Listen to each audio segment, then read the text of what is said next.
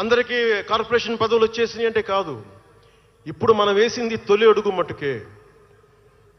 నేను భారతదేశం కోసం చనిపోవడానికి సంసిద్ధంగా ఉన్నాను, గుర్తుపెట్టుకోండి. ఎందుకంటే నా ఇంటెన్సిటీ చాలా వైల్డ్గా ఉండదు. అంటే మాట్లాడితే సంస్కృతాన్ని తిడతారు, హిందీని మీరు రుద్దుతున్నారు, సౌత్లో దక్షిణాదిని అంటారు. అన్ని దేశ భాషలే కదా. మన తమిళనాడులో హిందీ రాకూడదు అంటుంటే నాకు అనిపించింది మనసులో ఒకటే, అప్పుడు తమిళ సినిమాల్ని హిందీలోకి డబ్ చేయకండి. డబ్బులేమో హిందీ నుంచి కావాలి, ఉత్తరప్రదేశ్ నుంచి డబ్బులు కావాలి, బీహార్ నుంచి డబ్బులు కావాలి, ఛత్తీస్గఢ్ నుంచి డబ్బులు కావాలి, కానీ హిందీ మాకు వద్దంటే అదే న్యాయం. పనిచేసే వాళ్ళందరూ మనకి బీహార్ నుంచి రావాలి, కానీ హిందీని ద్వేషిస్తానంటే ఎట్లా? ఇవన్నీ మారాలి కదా. అందుకని భాషల్ని ద్వేషించాల్సిన అవసరం లేదు.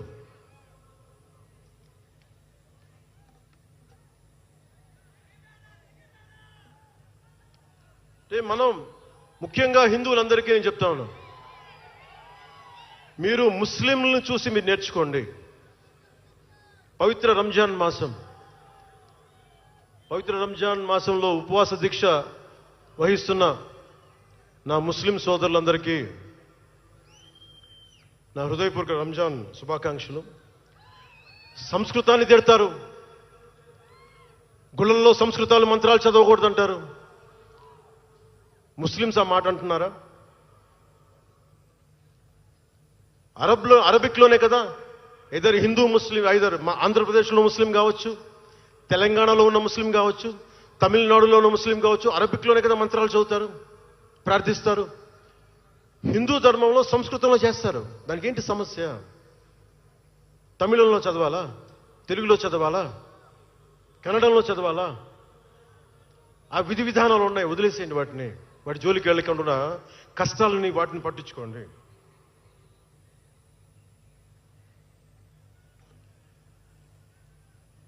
మాట్లాడితే భారతదేశాన్ని ఉత్తరం దక్షిణం అంటూ ఉంటారు.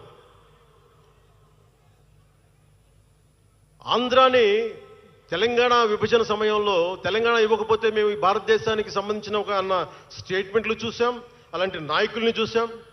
ఆంధ్రాని విభజిస్తుంటే ఆంధ్ర వాళ్ళు మేము ఇక్కడ సంబంధం లేదు, మేము భారతదేశంలో ఉండమన్న స్వయం నాయకులు నా దగ్గర అన్నారు. అంటే తెలంగాణ ఇవ్వకపోయినా, ఆంధ్ర ఇవ్వకపోయినా, విడగొట్టినా మేము భారతదేశంలోంచి విడిపోతామన్న మాటలు మీరు ఎలా మాట్లాడతారు? అంటే ప్రతి ఒక్కరికి కోపం వచ్చినప్పుడల్లా కట్ చేయడానికి భారతదేశం ఏదైనా కేక్ ముక్కండా మీ అందరికీ? కట్ చేయడానికి, భారతదేశ సమగ్రతని విధ్వంసం చేయడానికి ఒక్కడు ఉంటే నాలాంటి వాళ్ళు 10 కోట్ల మంది బయటకు వస్తారు. తస్మాత్ జాగ్రత్త. నార్త్ సౌత్ డిబేట్కి నా సమాధానం ఒకటే.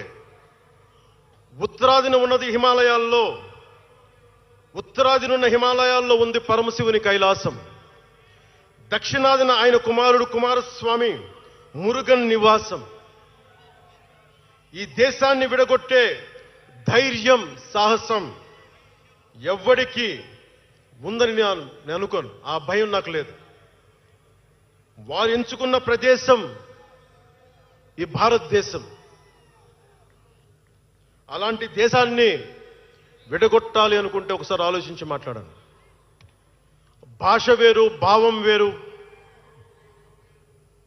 మీరు బయట వారు, మేము లోపల వారం. మీరు ఉత్తరాది వాళ్ళు తెల్లగా ఉంటారు, మేము దక్షిణాది వాళ్ళు నల్లగా ఉంటామంటే, మా ఇంట్లోనే ఒకళ్ళు, మా అన్నయ్య 6 అడుగులు 2 అంగుళాలు 3 అంగుళాలు, నేనేమో 5 అడుగులు 9-10 అంగుళాలు నేను.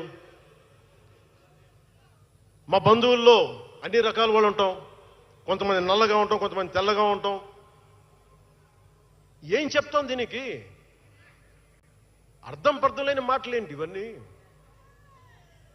ఇలాంటి మాటలతోటి దేశాన్ని విచ్ఛిన్నం చేయకండి. రాజకీయ వైరుధ్యాలు వేరు, ఆ వైరుధ్యాలు ఉండడం సహజం, వైరుధ్యాలు ఉన్నాయి అనే నెపం మీద దేశాన్ని ముక్కలు చేయకండి. దక్షిణాదినున్న సెంగోల్, ఉత్తరాదినున్న ఢిల్లీ పార్లమెంట్లో ఉంది. ఒకవేళ వైరుధ్యం వస్తే వేర్పాటువాదం విడిపోమని కాదు, అది కాదు, కలిసి పరిష్కారం వెతకమని. డీలిమిటేషన్ ఉంది ఈ రోజున. డీలిమిటేషన్ జరిగితే పార్లమెంట్ సీట్లు దక్షిణాదికి తగ్గిపోతాయి అంటే అసలు తగ్గుతాయా లేదనేది డిస్కషన్ పెట్టండి.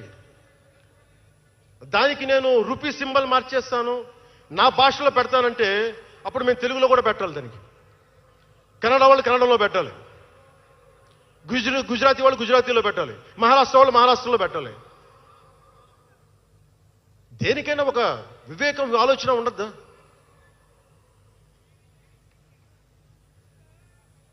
ఉన్నత పదవుల్లో ఉన్నవారు మీరు చాలా ఆలోచించి చేయాలి, చాలా ప్రభావితం చేస్తాయి మీ మాటలు.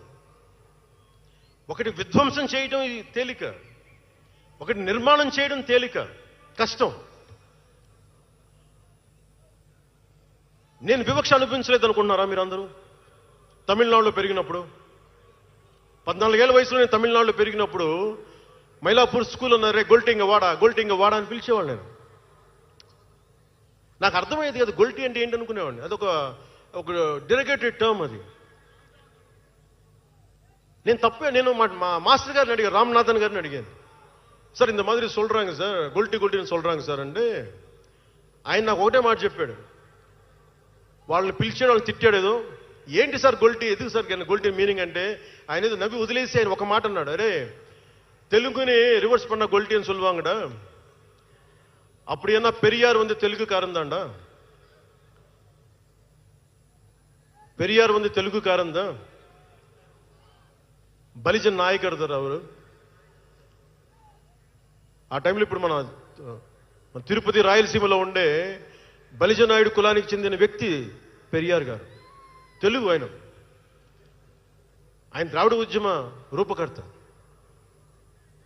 సో అందుకని భాషదేముంది, అందుకని దీన్ని పెట్టుకొని విధ్వంసం క్రియేట్ చేయడం సరైంది కాదు.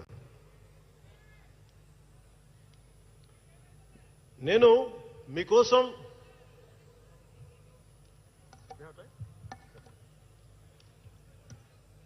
జన సైనికులకి, వీర మహిళలకు, నాయకులకు, అండగా ఉన్న శ్రేయోభిలాషులకు, ఆదరించిన ప్రజలకు, నమ్మి నిలబడ్డ సహచరులకు ఒకటే చెప్పదలుచుకున్నాను, మీరే నా బంధం, మీరే నా అనుబంధం, మీరే ఈ జనసేనానికి రక్త సంబంధం. మనందరికీ ఒక కీలక కర్తవ్యం ఉంది. దాని గురించి మాట్లాడుకోబోయే ముందు కవి శేషేంద్ర